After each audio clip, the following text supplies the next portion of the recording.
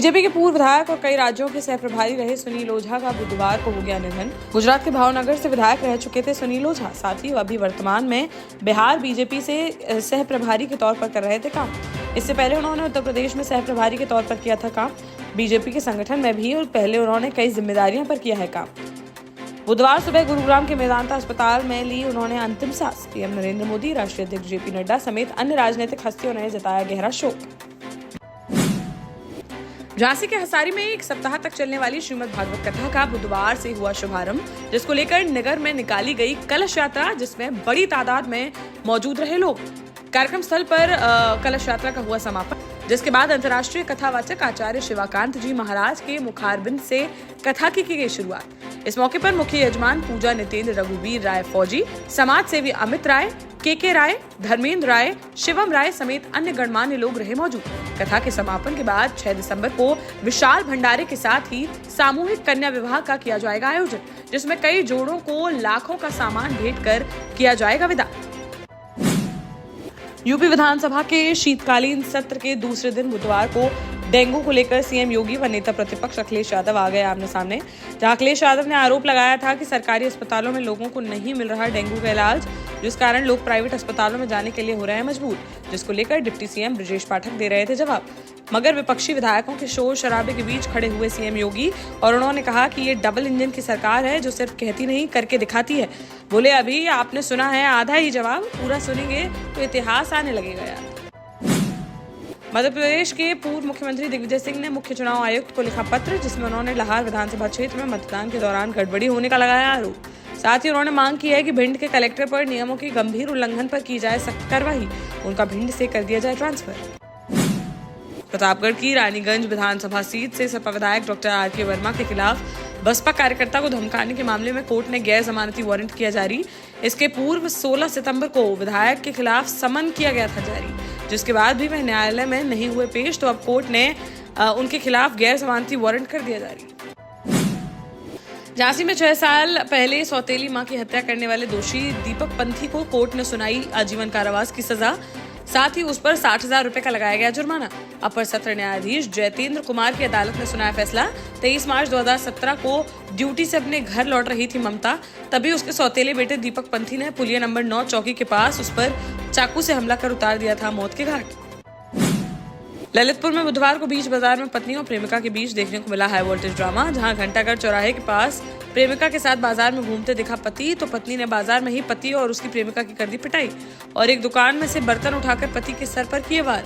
वहीं उसकी प्रेमिका के बाल पकड़कर की जमकर धुनाई। किसी तरह लोगों ने बीच बचाव कर मामला कराया शांत।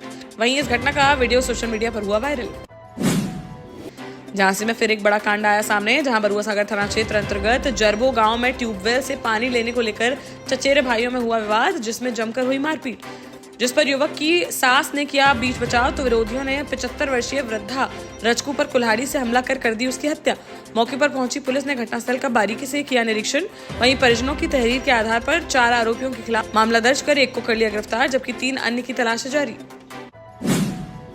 बालाघाट के ट्रेजरी ऑफिस में बने स्ट्रांग रूम में पोस्टल बैलेट से छेड़छाड़ के मामले में हुई एक और बड़ी कार्रवाई, जहां मामले में नोडल अधिकारी तहसीलदार हिम्मत सिंह के बाद अब एसडीएम गोपाल सोनी को भी कर दिया गया निलंबित। उनके स्थान पर डिप्टी कलेक्टर राहुल नायक को सौंपा गया प्रभार।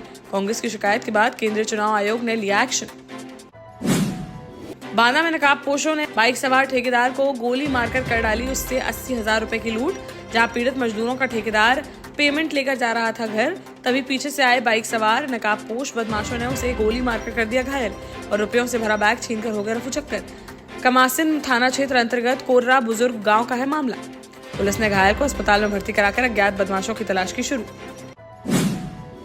मुख्यमंत्री शिवराज सिंह चौहान के चौथे शासनकाल की 30 नवंबर को बुलाई गई है आखिरी बैठक, जिस पर कांग्रेस ने उठाए सवाल। पूर्व मंत्री पीसी शर्मा ने कहा कि यह बीजेपी की मतगणना में दबाव डालने की है कोशिश। बिना एजेंडे की बैठक बुलाने का मकसद है यही कि उनकी हालत है खस्ता। बोले, मतगणना को प्रभावित करने के लिए भाजपा अधिकारी कर्मचारियों पर दबाव डालने का कर सकती है काम। हमीरपुर में चोर की रस्सी से बांधकर पिटाई का वीडियो सोशल मीडिया पर हुआ वायरल, जहां आरोप है कि चोर देर रात ई रिक्शा की खोल रहा था बैटरी, तभी आहट सुनकर जाग गए लोग और उसे रंगे हाथों पकड़ लिया, जिसके बाद चोर करने लगा दबंगई। तो लोगों ने उसे रस्सी से बांधकर जमकर की मारपीट। फिर पुलिस के कर दिया हवाले, जिस पर पुलिस ने आरोपी को थाने ले जाकर पूछताछ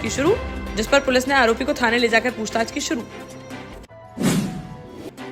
ललितपुर में आटा चक्की चलाने वाले युवक ने पेश की ईमानदारी की मिसाल, जहां सदर क्षेत्र अंतर्गत पिसनारी बाग में गेहूं पीसते समय एक बोरी में चक्की वाले युवक को मिले करीब 2 लाख रुपए के जेवरात, जिस पर उसने गेहूं पिसवाने आए युवक को इसकी दी सूचना, तो युवक ने उसके जेवरात होने से कर दिया इनकार।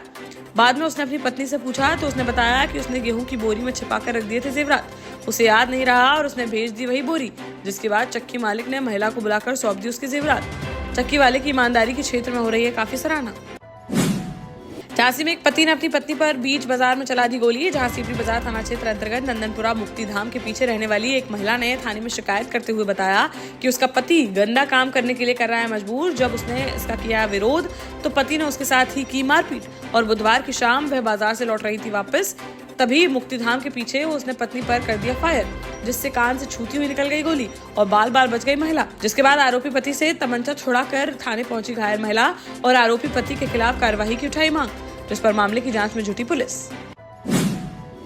सागर में डॉक्टर हरि सिंह गौर केंद्रीय विश्वविद्यालय की कुलपति प्रोफेसर नीलिमा गुप्ता समेत विश्वविद्यालय के अधिकारियों द्वारा जूते पहनकर डॉक्टर हरि सिंह गौर की प्रतिमा पर माल्यार्पण करने के मामले ने पकड़ा तूल, जहां बुधवार को अखिल भारतीय विद्यार्थी परिषद ने मामले को लेकर विरोध प्रदर्शन किया शुरू। यूनिवर्सिटी गेट के सामने कुलपति और अन्य अधिकारियों को सद्बुद्धि देने के उद्देश्य से पंडितों के मंत्रोच्चारण के साथ किया गया सद्बुद्धि यज्ञ और फिर हनुमान चालीसा का किया गया पाठ।